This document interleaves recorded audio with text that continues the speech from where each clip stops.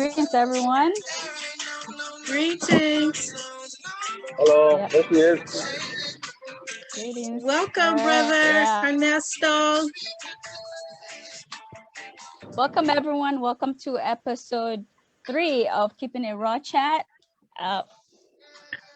All right, so I'm Halima too, and I'm here with System Zuri. I'll do a quick introduction of ours before we go into it. Yeah, System Zuri, you want to start?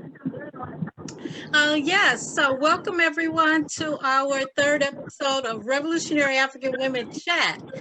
It's our Raw Chat, doing a quick 30-minute chat, a podcast with some of our comrades in the movement. I'm an organizer over 40 years with the All African People's Revolutionary Party and the All African Women's Revolutionary Union, a community organizer based here in Turtle Island, SoCal, Atzlan, in the territory of the indigenous people. So just want to welcome you all to our chat, and we'll be focusing on honoring Malcolm X. We'll do some current events. And we're going to talk about African Liberation Day. So we have invited Brother Ernesto Ayala, and I'll introduce him after Halimatu introduces herself.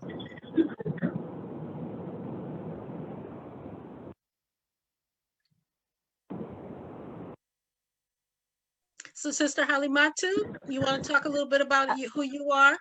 Oh, yeah. So I'm also a member of the All African People's Revolutionary Party, and I've been in for about 4 years.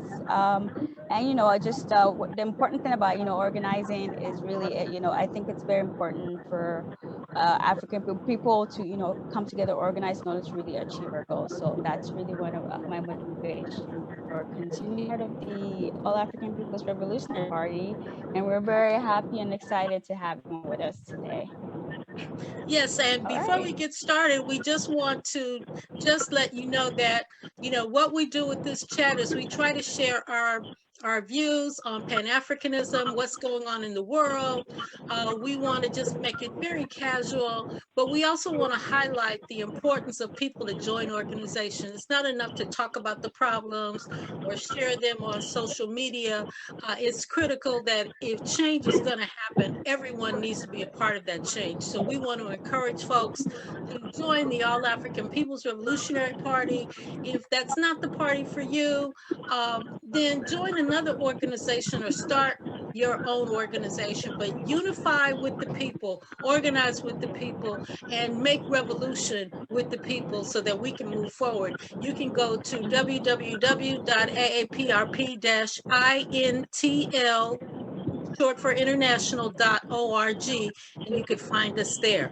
So thank you for joining us, and let me just quickly get started by introducing our guests. You'll hear some background noise because Brother Ernesto Ayala is with the El Partido de la Raza Unida, and he's on his way to a demonstration in Northern California. So he's on the road. So you'll hear some feedback a little bit, but if you can mute your phone right now before we get started, Ernesto, and then Halimatu can kind of go through some current events before we get started.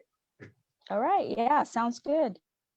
All right. Thank you so much, System Zuri. And it's so important, again, if join any organization you can to really, work in the community. So that's really important, as mentioned. So today we're wanted to discuss a few events happening specifically on the continent. One of them concerns Somalia and Kenya. They've had some tensions for a while between them. And they, they're working on some negotiations right now to relieve some of the tensions, as well as to improve how better relate between the two countries. And the dispute stems from different territorial dispute as well as of resources. The next one has to do with Kenya as well. Kenya and Tanzania, they're agreeing on building a pipeline. And, they signed an agreement to build a pipeline from Dar es Salaam to Mombasa. And it's a part of a long-term goal to share energy between the resources, as well as between the two countries. and as well as, eventually moving forward, sharing structure and so forth. So I think the reason I picked these two is, as Sister Mziri mentioned, today we're talking about African Liberation Day, what it means, a bit about the history of it.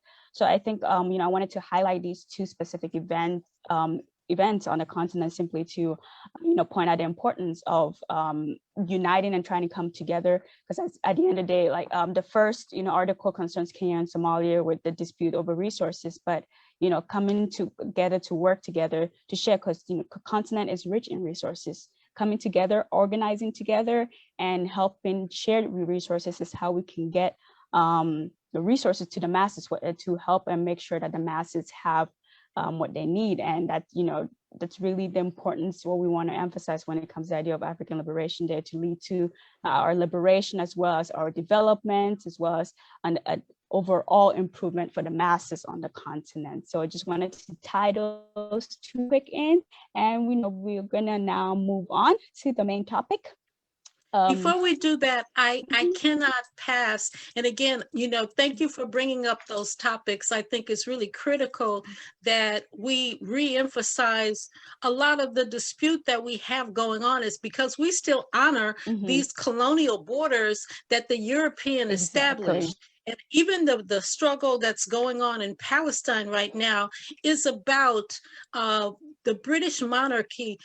Folks have been talking about the Queen, and they've been pushing the monarchy really, really heavy with their little dramaties and commas to make us really, have some respect for these monarchies, but these monarchies just represent colonialism and imperialism, and those are the actually enemies of our people, because those are the ones who have left Europe, who have ventured outside of Europe, and have sought to take and colonialize every territory for their own benefit, to amass the wealth, to build capitalism, and to make themselves wealthy. And as a result, the people have suffered. So we can't really, emphasize that more.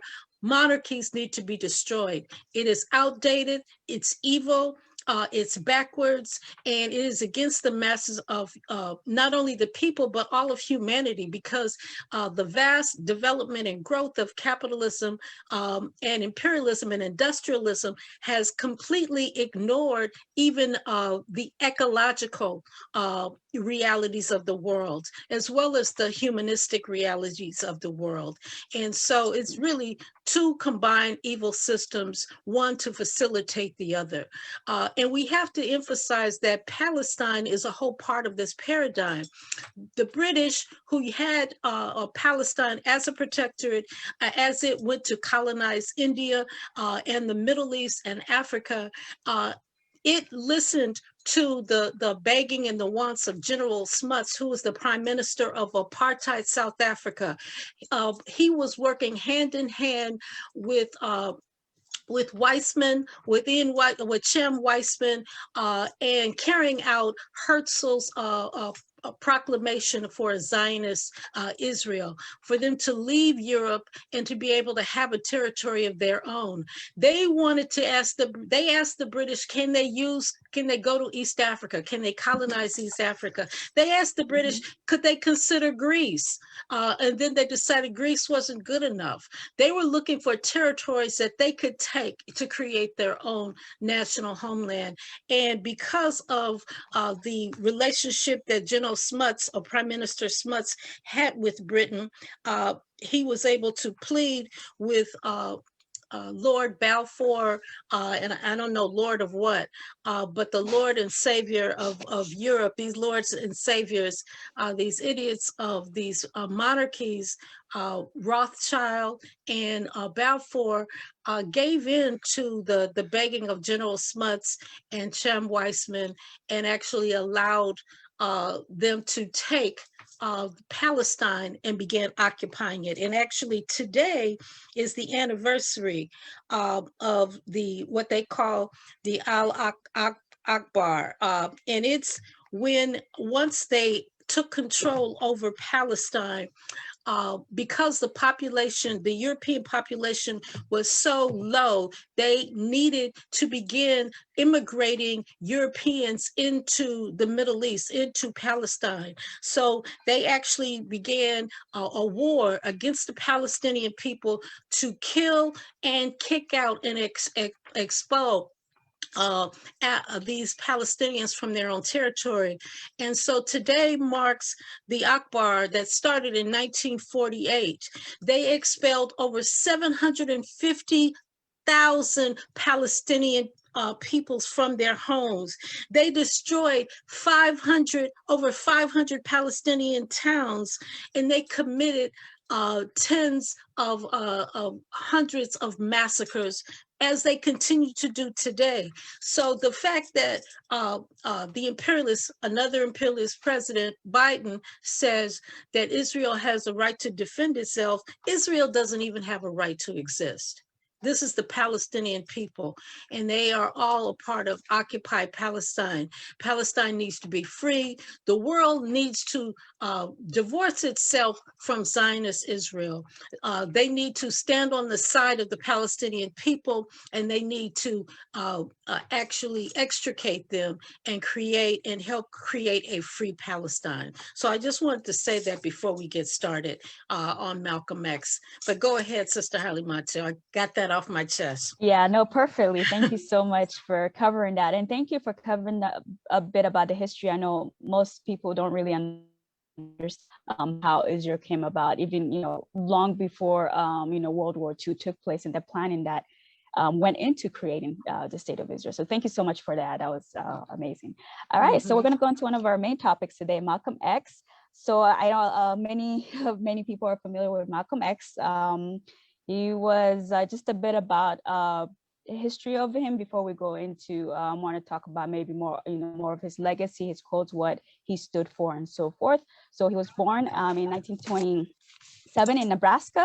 What's interesting, I found very interesting about him, was that he comes from like his mother was a national recording secretary for the Marcus Garvey movement, and his father was a Baptist minister in the chapter president of the United Negro Improvement Association. So it was interesting that, to have his parents sort of being part of different movements. And so for that, one, worked for the advancements of Africans at that time. So him coming from that, but as he grew older, of course, making some of his mistakes and being landed in jail, where it led to his transformation. And, we talk a lot about ideological transformation when we're in our circles, why ideological training is so important. And I think one of the things I just so admire so much and find so fascinating about Malcolm X is that, he went through that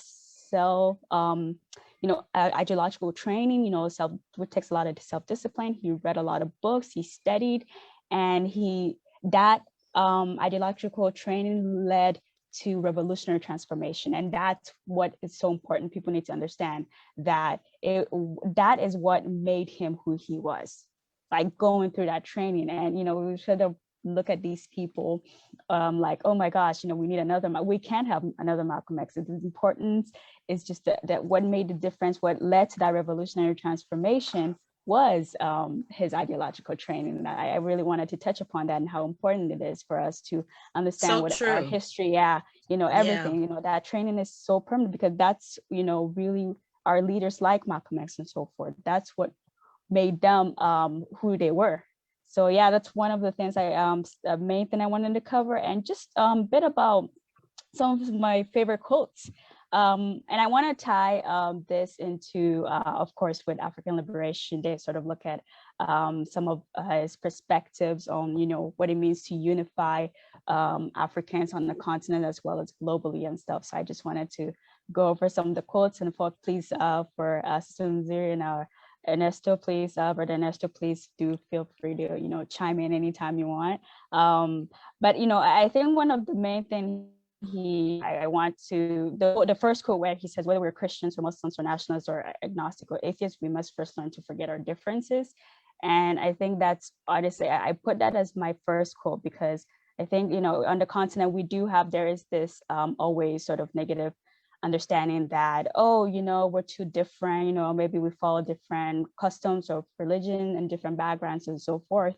But what's very fascinating reading, you know, that this has been done before. It's not something impossible for us to have united.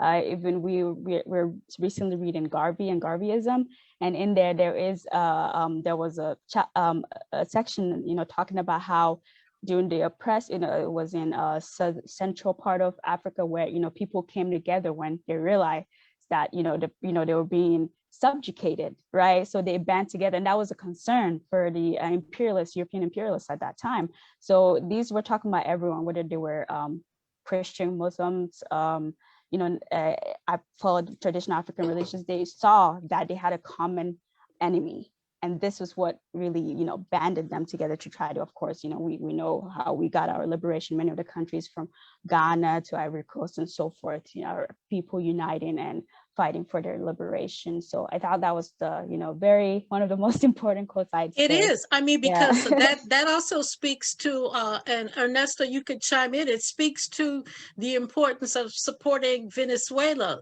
you know, supporting the liberation of indigenous people where we are. Exactly. That's the connection that we have as people. So even our, you know, our national liberations have things in common if we're pro-people. So I think that that's a very, you know, a very poignant statement. Yeah, definitely. I mean, Ernesto, don't you agree? I mean, one of the important things that Malcolm was said is we need to forget our differences and to unite, right? Exactly. You know, and that's one of the lessons that I grew up, you know, with African Liberation Day, because I mean, we have the white left who you know always likes to point the finger and wants to be the people. They want to even in our liberation, they want to tell us what to do. You know, but and they tell us that they're internationalists and we're just narrow nationalists. But it's been through our struggles, you know, and like you know, sisters are giving that example of Malcolm's. Well, you know, through our struggles and through African Liberation Day, that we become the true internationalists. Right. You know, good point. I recall. Yep. Yeah. You know, I recall from African Liberation Day, all the representation by the different organizations from different struggles here and around the world that were present there. You know, and so who's actually internationalist, us or these white leftists that just like to be the ones in front and have their, you know, little multicultural coalition groups going around saying that they're internationalists when they're not. You know? Right. Good point. Yeah, very good point. I'll have to remember that the next time I go to one of those events and they say that. That's a very good point, because usually, you know, they don't have all of us out there. They will get one little token, but for the most part, they're still trying to colonize and dominate, you know, in a very chauvinistic way, the movement. Definitely. Exactly. Yeah, no, thank you for mentioning that, because it ties in so well with what he's, you know, like was mentioned. You just mentioned that, you know, these our struggles are tied. The struggles of indigenous people, it's all tied together. And, you know, he talks about the whole, you know, the greatest weapon of the white man has been his ability to divide and conquer. You know, that's what the imperialist and colonialist power try to do, you know, divide the indigenous people, of course, you know, take away their resources and conquer them, and of course oppress them. So this is why it's so important, I think, also to remember, systems you mentioned that, you know, all of these things are connected. It's sort of an ongoing imperialist colonialist agenda that's oppressing indigenous people, you know, globally, right? Yeah, so good points. Definitely, yeah. Good points. Good points. Yeah. So let's jump in with our comrade, my nephew Ernesto, and tell it. I don't want to, you know, I could go on and tell all kind of stories, because, you know, I don't want to continue to talk about, you know, how old and show how old I am, but you know, I know that when your dad would come to African Liberation Day, he would always bring you and Liberdad, and I would have y'all, take Sabukwe, my son, and and watch him while I go on the stage and participate. And we always really, organize together collectively as a family, as a community. So I'm so proud to have you as, as a dad and organizer in the community. So welcome, brother, nephew, Ernesto Ayala, El Partido de la Raza Unida. And tell us about yourself. Tell us a little bit about yourself. Tell us what the party does and explain what Aztlán is, because I don't think people even understand that. Definitely. Thank you, sister. Thank you, Tia Missouri. You're my, and I grew up, like you say, we grew up like family, and African Liberation Day was always that coming together, and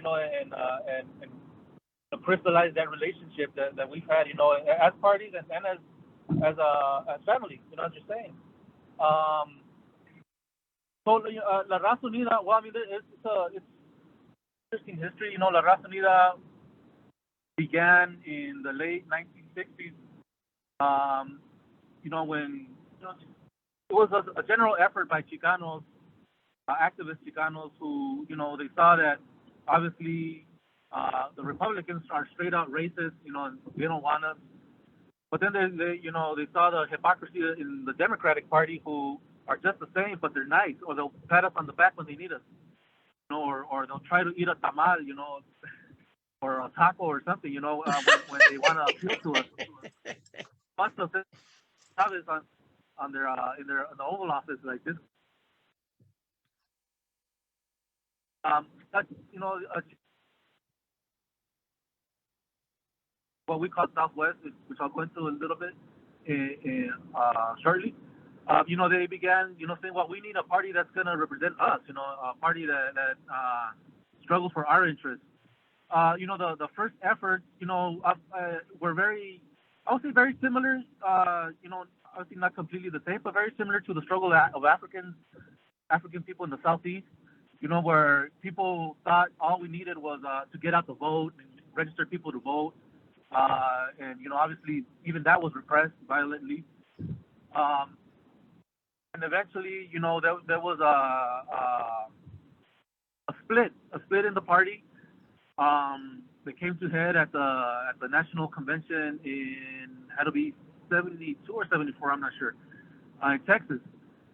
The split was between Jose Angel Gutierrez, who was one of the founders, and he only wanted to have the party be, like a get out the vote party, a power block that would, ideally, convince either Republicans or Democrats to do us favors, which is, kind of a very idealistic way of looking at reality. And then you have the people who were more influenced by Rodolfo Corky Gonzalez.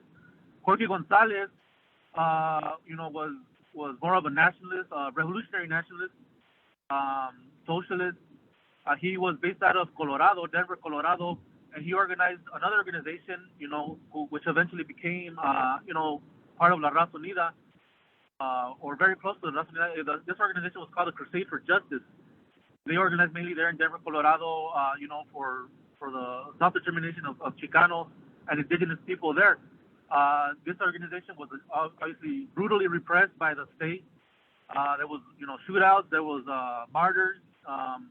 Their whole office building was bombed and burned to the ground by the police and sheriffs and the FBI and the CIA there in Denver. But that was the experience of that organization, that organization and that effort.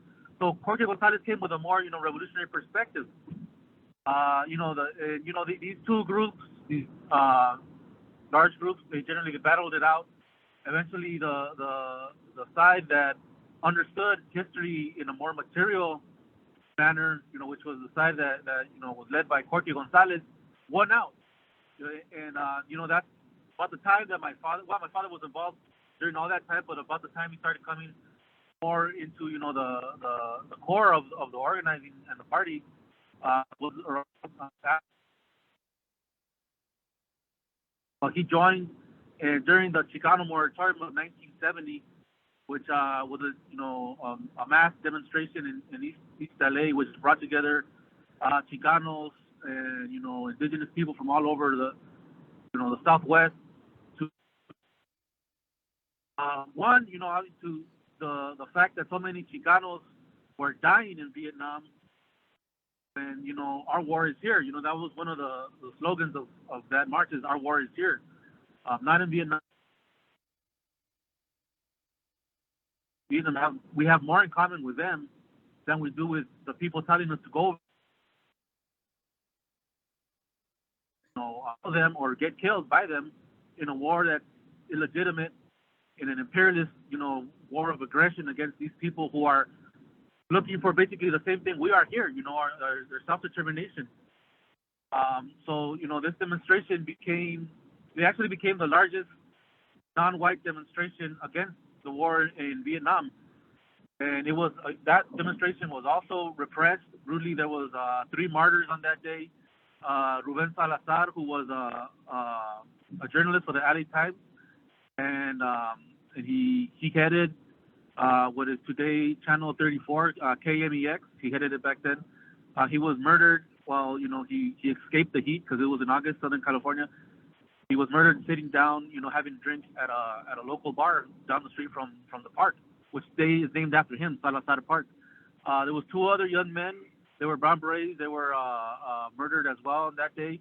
They were basically murdered in combat, because these young men, they went to the front lines to defend the Raza, the community, and one of them was beat to death, and the other one, died with basically shrapnel from the tear gas canister that fell in a dumpster. But so that's when my dad signed up to be a member of La Raza Unida on that day. But so the Raza Unida eventually, after that split, became a revolutionary nationalist party, and it's our goal being, the complete liberation, the complete independence of our people from the United States and the construction of a socialist nation. So I guess this is where we talk about Aztlán, because there's a lot of confusion, especially nowadays, I think, because of social media and some of the social media warriors out there that are only looking for fame, and they'll take whatever to make themselves sound special. Aztlán, it's a long story.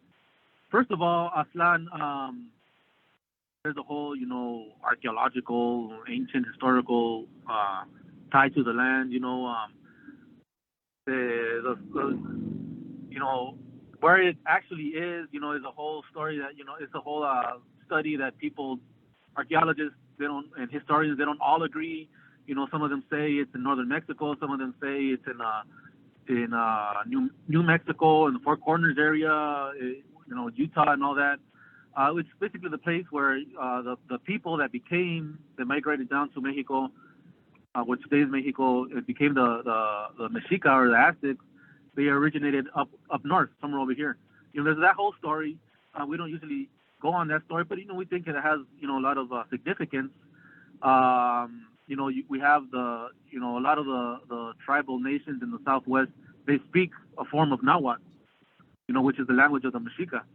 And Nahuatl is spoken. So it's basically indigenous land, right? It's basically indigenous land. It's basically the indigenous territory. So it's about the liberation, very similar to African people, about the liberation of indigenous territories. Exactly. And we believe there's also a material, aspect to it. Obviously, Southwest,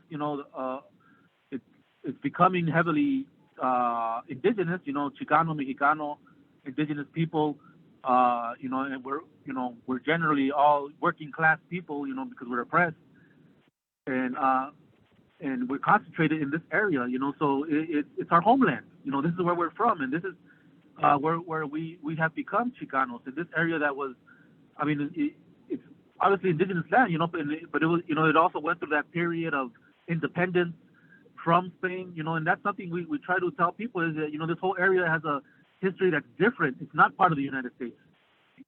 The United States is squatting on top of this. I mean, it's squatting on top of the whole, what they consider the United States, but this area here has a unique, specific history, that they just imposed themselves on us.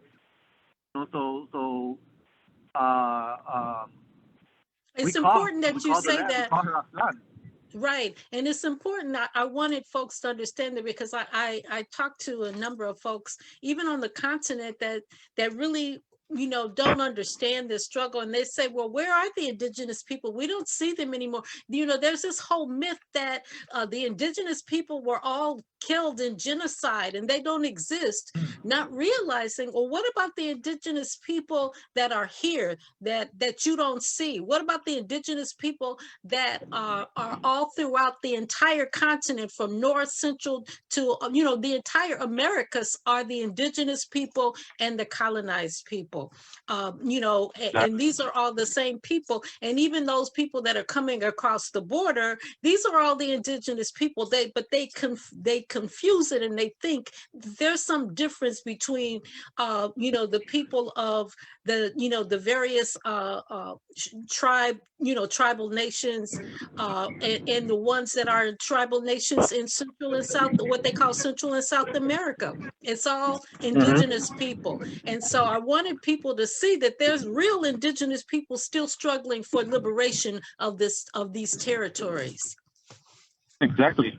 Right. And that's why we struggle against some of the labels, just as, African people struggle against the labels that the colonizers impose on us, because, all these labels, Hispanic, Latino, all they do is they erase who we are, we're indigenous people, and we have ties to the land, and we have a history of resistance.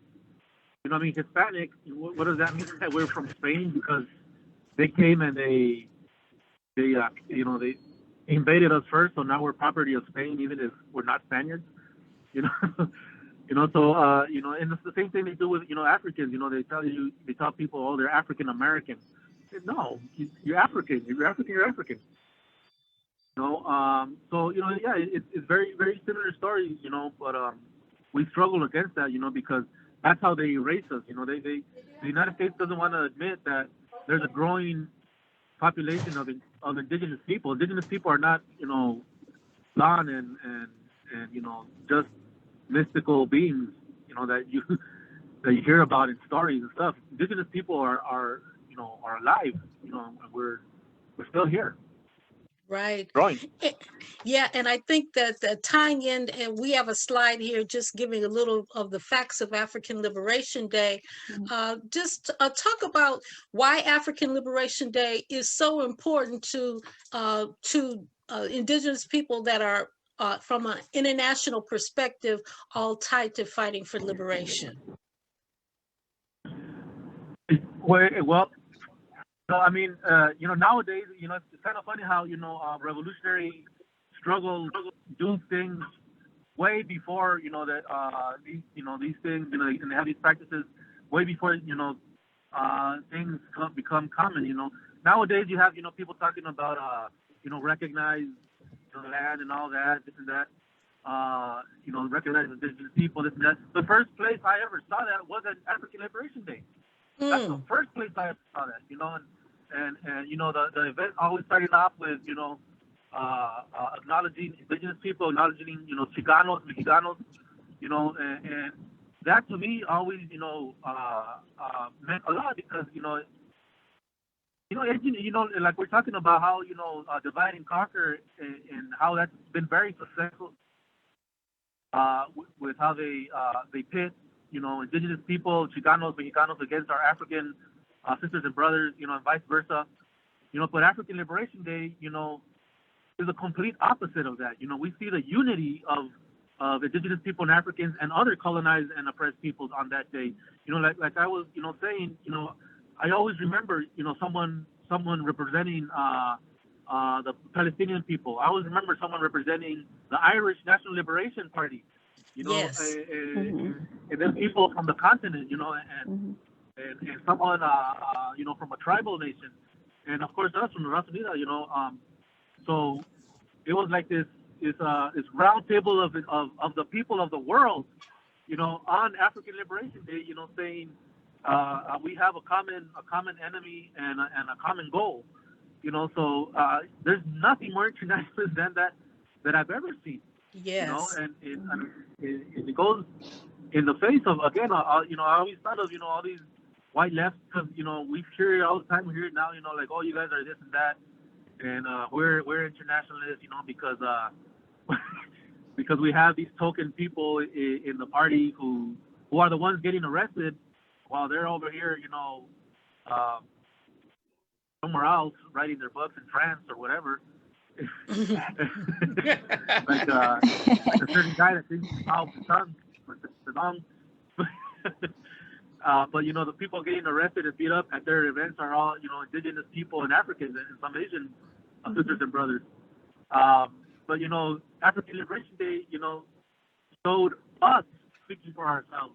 It showed us giving each other that honor and respect, you know, and you know, because that's what we're fighting for. You know, we're not fighting to be, you know, the new dominant people, the new colonizers. We're fighting to sit together as equals, you know, in this you know, to sit at the table of humanity. That's what we're fighting for. You know, and that's because that's what we've been denied all this time. Yes. Yes. Yes. Yes.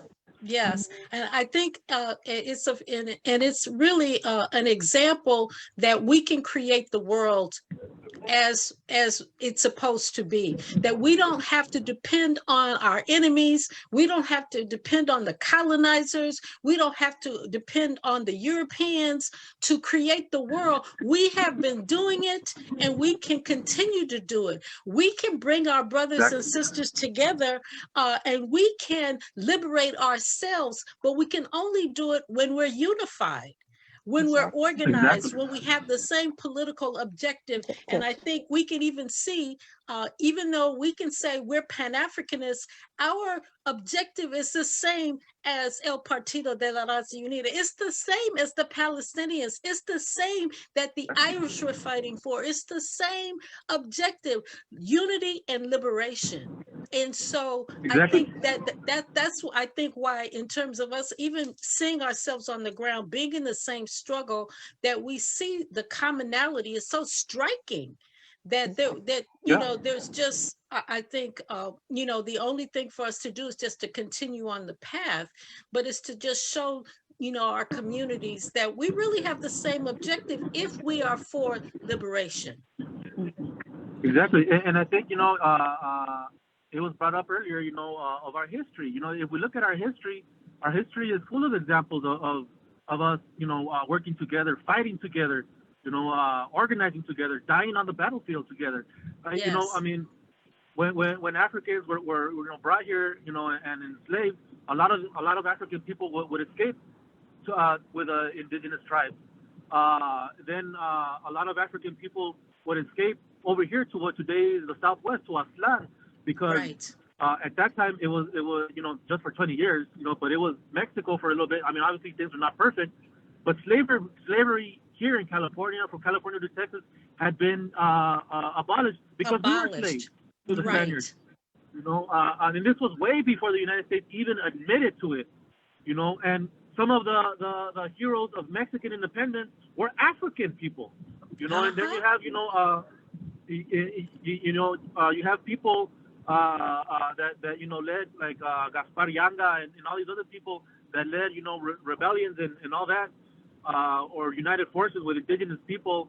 So, you know, that's only, you know, talking about this part of the world and Mexico. There's, you know, throughout this continent, there's examples of that, you know, which is hidden from us, and we're told, oh, look, you're completely different from them, and they're completely different from you, and you guys are enemies, and fight for these crumbs that we throw at you, you know. But again, if we look at our history, it's chock full of examples of us, you know. If you know, there's pictures of the Mexican Revolution where you have, you know, indigenous men and women with African men and women holding rifles, you know, ready to go into battle. You know, so again, this history is completely shunned and swept under the rug so that we don't know about it. And we think, and we believe what they tell us, you know? Right. Good Yeah. points. Yeah, we really appreciate you coming, Yeah, you know, thank you coming so on just to much. do this little chat. We always say it's going to be 30 minutes, but we get so fired up and the information is so good. You know, any closing comments? You know, we want to encourage our community to we have 2 big African Liberation Day events, actually 3, but internationally we're doing and you know 2 big events for African Liberation Day, and we'll share the flyers. But you know, we want to encourage folks to wherever Pan-African wherever African Liberation Day is being celebrated, to participate in that, join with us. And you know, we want to unify as a people, we want to liberate as a people, and the only way we can do it is together. And so you can see here, there's a flyer. Go join us online for our global event, May 23rd. We'll have a number of international panels. Go to our Facebook page or go to our website, and you will get the links to be able to actually participate and observe those live. And then May 25th, which is the formal African Liberation Day, we'll have another international event. And again, the times there, no matter where you are posted. Put groups together and get them to participate and observe and enjoy this African Liberation Day. Any closing remarks, Brother Ernesto and Halimatu? Brother Ernesto, since you're driving, any closing remarks? Yeah, sorry, yeah. Sorry, I keep moving the phone around so I can put it to my ear. That's okay, that's okay. I want to reiterate, you know, a point that you made earlier, you know, because I would really like to close on that, you know, is that we can create this world that we talk about. We can create the world of the future, you know. We have the capacity. One of the things we've struggled, you know, as indigenous people, as Chicanos, as African people, is, you know, to make our people understand that we have the mental capacity to think for ourselves and to act for ourselves, you know. I think that's one of the probably the biggest hurdles that we have to overcome, and we are and will eventually completely, you know, that we have that capacity to stand as people without, you know, these chains shackling our minds, you know. But we have that capacity, and that's what we have been doing, you know. So, you know, for the people out there that have not joined the AARP, you know, African sisters and brothers, join the AARP. You know, if there's, you know, indigenous people out there, you know, other Chicanos, Mexicanos, Raza out there that are, you know, wanting to join or are curious about La Raza Unida, you know, look us up on Facebook, Instagram, RazaUnidaParty.org. But, you know, again, you know, thank you for having me on, you know. I grew up going to ALD. It's a part of me. You know, it's something that I hold dear to my heart, to my formation. You know, to the person that I am. You know, I wouldn't be the person that I am if it wasn't for ALD. You know, so it's something, you know, very personal. And so thank you for having me on. It's always an honor to, you know, continue this tradition. You know, it's a tradition. Yeah, thank you so much. It is our traditions. And Saluta continua. Thank you. Yes, saluta continua. Thank you, nephew, so yeah, much. Thank you And so much. I'll see you. Hopefully, maybe we can do a Chicano moratorium together. We can do something together. So let's work on that. All right. Yeah, definitely. Thank you so much. Thank you so much for coming. Thank you, and safe travels. All right. Yeah. Thank you. All right. Take care. All right. And Thank Halimatu, any closings? Take care. All right. Just to reiterate what's been said, it's so important that at the end of the day, you know, unity is how we come together, united within ourselves, as well as, you know, joining forces with other indigenous struggles globally. So I definitely encourage people to check out Partido de la Raza and other indigenous movements that are fighting for a socialist, you know, socialist future. So definitely, you know, join, organize, and support each other. So definitely, definitely. Thank you Absolutely. so much. And we'll see you at go to, if any Malcolm X events May 19th are happening, go support them this weekend. And May 19th, honor Malcolm X, and join us for African Liberation Day, May 23rd and May 25th. And we will see you soon. For whatever, yeah, backwards never. Let's stay ready for the revolution. All right, yeah, for whatever, everyone.